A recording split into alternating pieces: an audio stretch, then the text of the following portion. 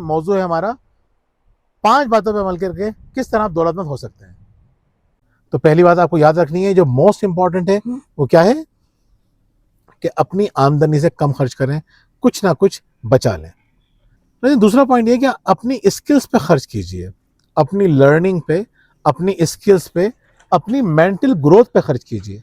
तीसरा है think long term about money.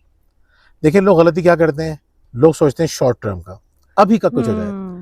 जो लोग लॉन्ग टर्म के लिए बचाते नहीं हैं, लॉन्ग टर्म के लिए सोचते नहीं हैं और वक्ती जायकों को कुर्बान नहीं करते, वक्ती मजे को कुर्बान नहीं करते, ना वो इज्जत वाली जिंदगी गुजार सकते हैं, ना वो कामयाब वाली। चौथा पॉइंट है, आपके पास इनकम के मुतादिद जराए होने चाहिए। सिर्फ एक पे आप कनात करके ना बैठ जाएं, बल्कि मल्टीपल चीज़ें सोचिए।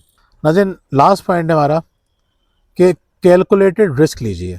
रिस्क लेना बहुत ज़रूरी है, लेकिन रिस्क कैलकुलेटेड होना चाहिए।